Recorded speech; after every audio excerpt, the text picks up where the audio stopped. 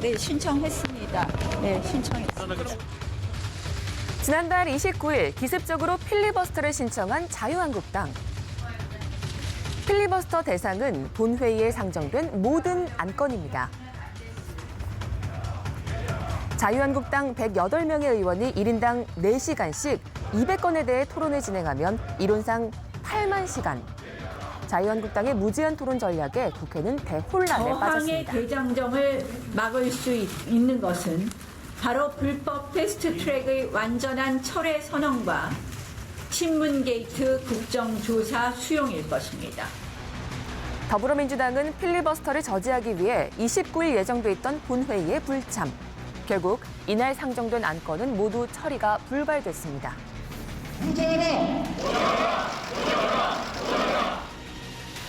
자유한국당의 필리버스터 신청 이후 여야의 대립이 격화되고 있는 상황. 과연 필리버스터 전국을 뚫고 공수처법, 선거법 등 주요 법안 처리는 이뤄질 수 있을까요? 네, 패스트트랙 법안 처리를 놓고 여야의 극한 대치가 이어지고 있습니다. 방금 화면에서 보셨다시피 자유한국당은 필리버스터를 신청하기도 했는데요. 오늘은 이와 관련해서 이재정 더불어민주당 대변인과 함께 자세한 이야기 나눠보겠습니다. 어서 오세요. 네, 안녕하세요. 예, 반갑습니다. 정기 국회 종료가 이제 일주일도 안 남았는데 네. 그 자유한국당이 필리버스터를 선택했습니다. 네. 굉장히 좀 극단적인 카드인데 이거 어떻게 네. 생각하십니까? 당황했습니다. 예. 사실 당일날 안건에 올라왔던 199건의 안건 같은 경우는요. 원내 교섭단체 모든 당이 합의한 법안만 올라왔습니다. 네. 조금이라도 반대하거나 이견이 있는 법안은 올라오지 않았고요. 유일하게 3건, 그러니까 유치원 3법 3건만 패스트트랙 안에서 사실상 자유한국당의 반대로 국회의 강제적인 절차 안에서 본회의에 자동 부의가 된 건데요. 네. 그 법안에 대해서는 뭐 필리버스터를 할 수도 있겠다라는 예측은 가능하지만 네. 본인이 전원 동의를 했던 법안까지 그와 같은 방식으로 막아설 거라고는 생각을 못했습니다. 네. 여러분들이 그런 말씀하십니다. 필리버스터는 보장을 해주고 하는 가운데 타협을 하면 되지 않느냐는 얘기를 하시는데요. 더불어민주당을 포함한 다른 정당 모두가 이제 불참하는 방식을 선택한 이유는 네.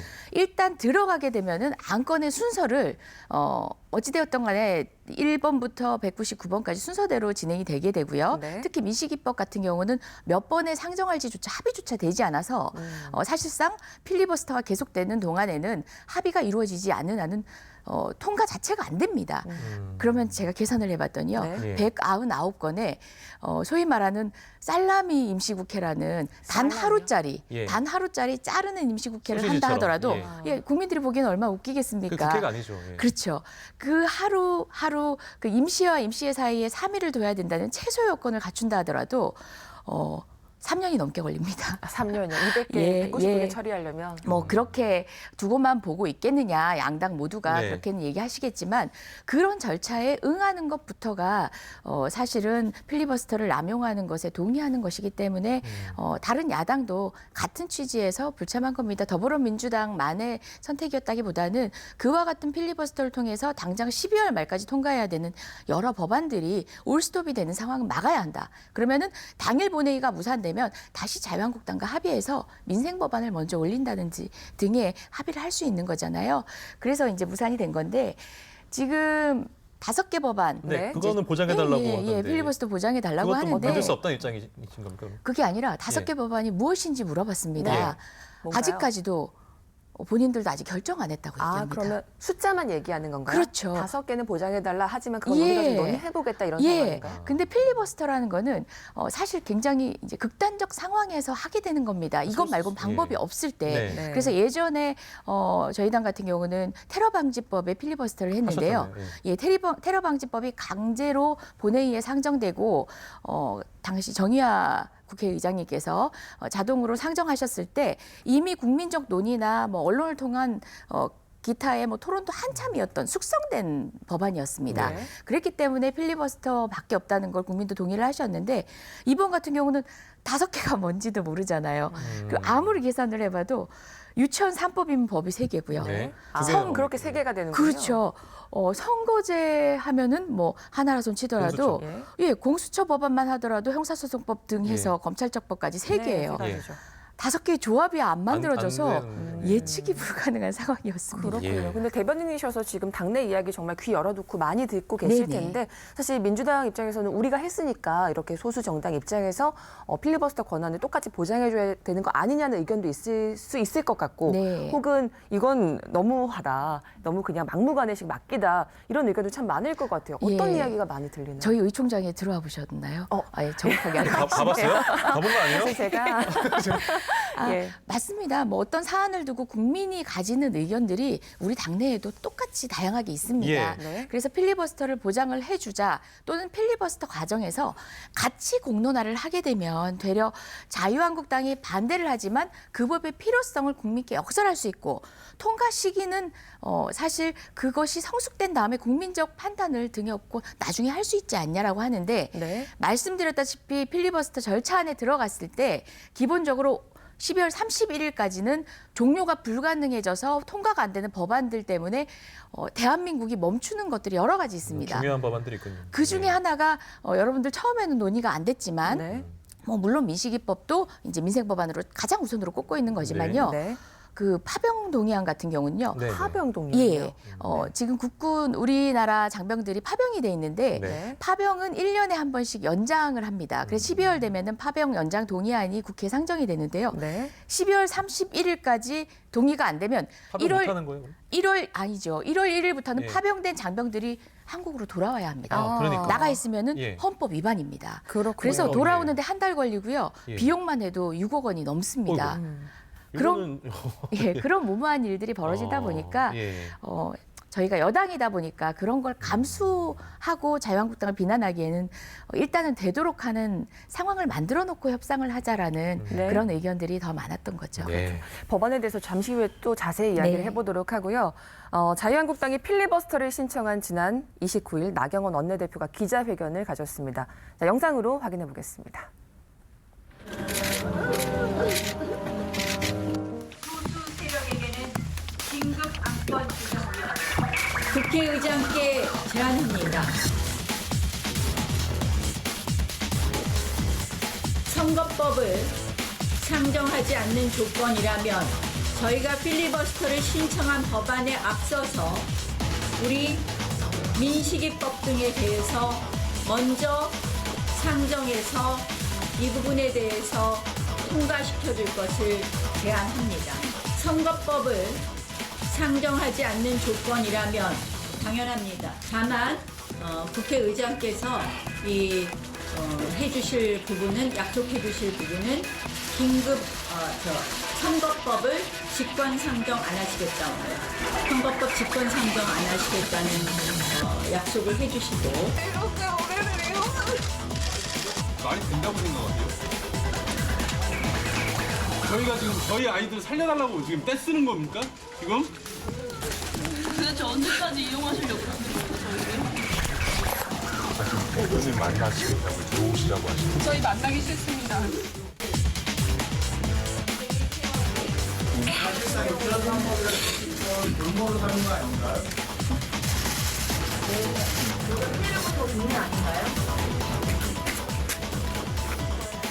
뭐 저 발언은 굉장히 그 파장이 컸습니다. 그러니까 민식이법을 협상 카드로 쓴 것 자체가 상당히 좀 저도 자식을 가진 부모지만 좀 네. 충격적이었거든요. 네, 맞습니다.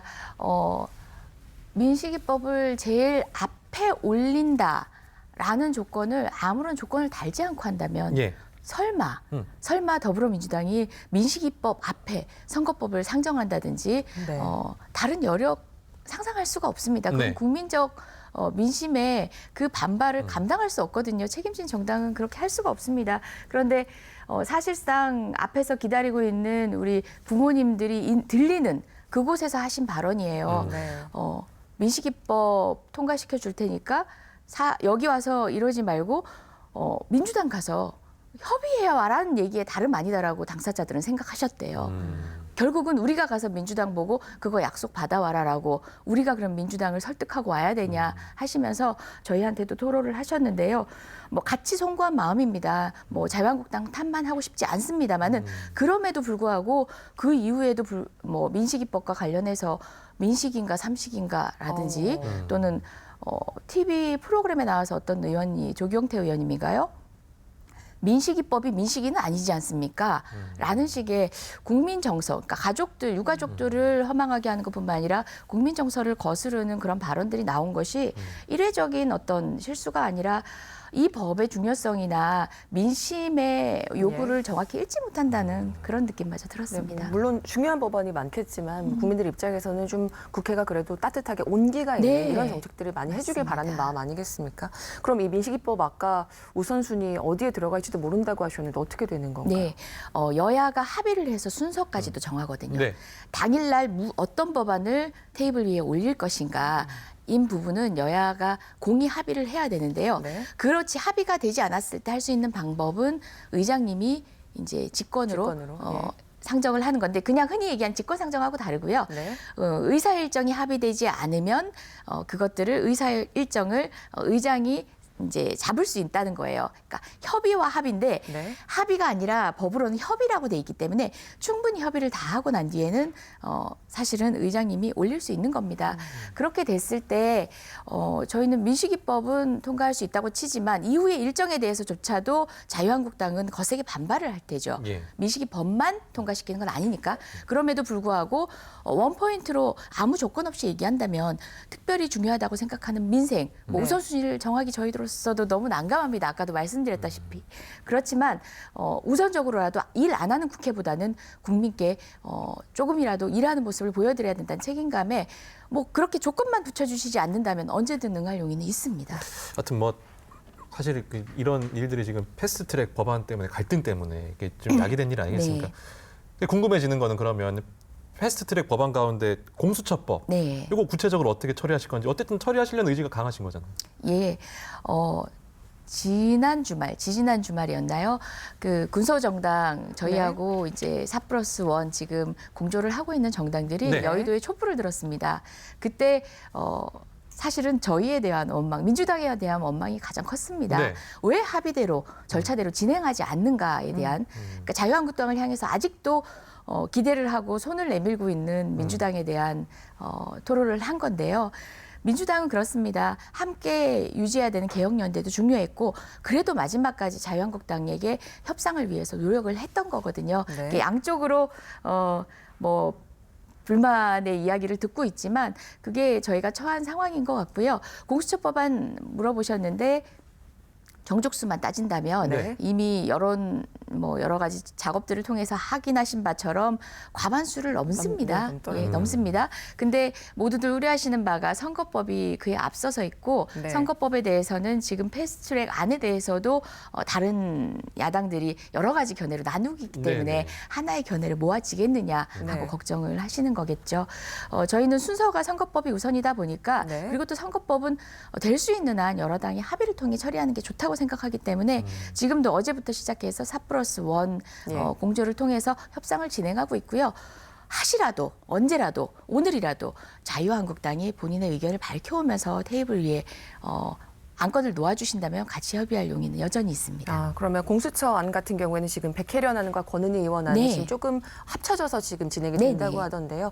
아마 통과가 될 걸로 보시는 거군요. 예, 그렇죠. 올라가면? 이제 기소권을 공수처에 주지 않고 별도의 위원회를 통해서 준다. 그 얘기는 다시 말해서 검찰로부터 기소권은 가져오지만 네. 공수처도 한 번 더 통제할 수 있는 것이기 때문에 굳이 뭐 반대할 이유는 없다는 것이 저희 당의 대개 의원들의 의견입니다. 그러면 이제 자유한국당이 가장 강력하게 반발하고 있는 선거법. 선거법 어떻게 처리되는 건가요? 사실 이게 핵심 질문일 것 예, 같습니다.